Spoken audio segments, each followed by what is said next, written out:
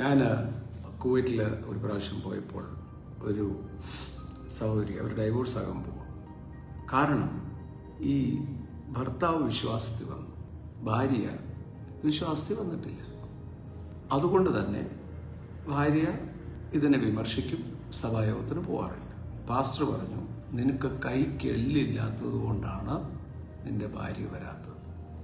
അത് കേട്ട ഉടനെ ഭർത്താവ് കത്തിയെടുത്തു, നിന്നെ കുത്തി മലത്ത് നീ നടത്ത ഞായറാഴ്ചയല്ല എൻ്റെ കൂടെ. അതെന്തൊരു യേശുവ. ആ ഭാര്യ ഭർത്തൃബന്ധം തകർത്തു.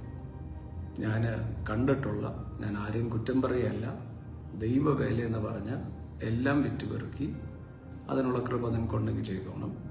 അവസാനം ഒരു കുറേ നാൾ കഴിയുമ്പം നിരാശ വരും. പിന്നെ സമൃദ്ധിക്കെതിരെ പറയാൻ തുടങ്ങും. നിരാശ എന്തിനാ?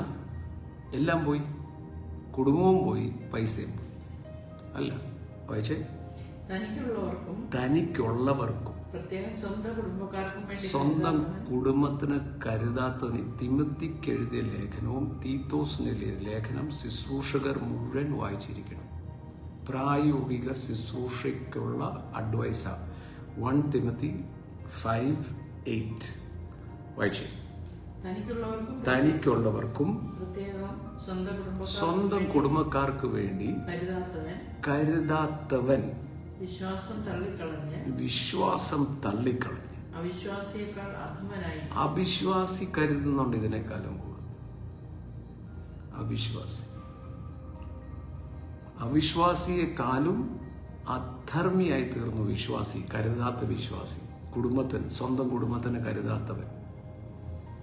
പല കുടുംബങ്ങൾ, ശുശ്രൂഷകരുടെ കുടുംബത്തെ ശ്രദ്ധിക്കാതെ ശുശ്രൂഷ എന്ന് പറഞ്ഞു പോയതുകൊണ്ട് തകർന്നു പോയത് എനിക്കറിയാം.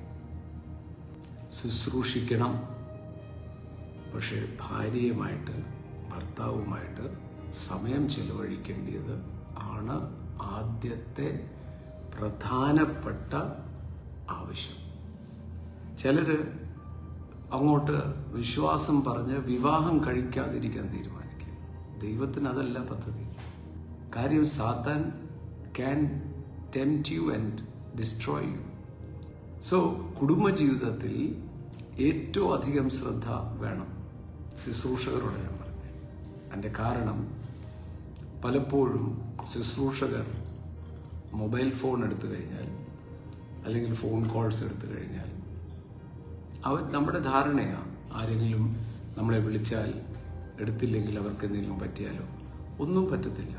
സൗഖ്യമാക്കുന്നത് നമ്മളല്ലല്ലോ, യേശുവല്ലേ. യേശുവിൻ്റെ നാമത്തിലല്ലേ, അതായിക്കോളും. പക്ഷെ ക്വാളിറ്റി ടൈം ഭാര്യ ഭർത്താവിനോടും ഭർത്താവ് ഭാര്യയുടെ കൂടെ സമയം ചെലവഴിച്ചിരിക്കണം. നൗ ഇതിന് ഇത്രയും പ്രസക്തമായി എല്ലാം നിങ്ങൾ ഏത് ലേഖനവും ബൈബിളിൻ്റെ എടുത്തു. അതാണല്ലോ സഭയെക്കുറിച്ച് മുഴുവൻ പറയുന്ന ലേഖനങ്ങളാണ്. കാര്യം സഭ വന്നത് പരിശുദ്ധാത്മാവ് വന്നതിന് ശേഷമാണ്. ഏത് ലേഖനവും എടുത്തോ അതിനകത്ത് കുടുംബജീവിതത്തെക്കുറിച്ച് പറയാത്ത ഒരു ലേഖനവും കാണത്തില്ല. കുടുംബജീവിതത്തെക്കുറിച്ച്. കാര്യം കുടുംബമാണ് ആദ്യത്തെ ദൈവം സ്ഥാപിതമായ ഇൻസ്റ്റിറ്റ്യൂഷൻ. അത് കഴിഞ്ഞിട്ടാ സഭ വന്നത്. ആ കുടുംബമാണ് സഭയുടെ നിഴൽ. അല്ലെങ്കിൽ യേശുവും സഭയും എന്താണോ അതാണ് ഒരു ഭാര്യ ഭർത്തൃബന്ധം.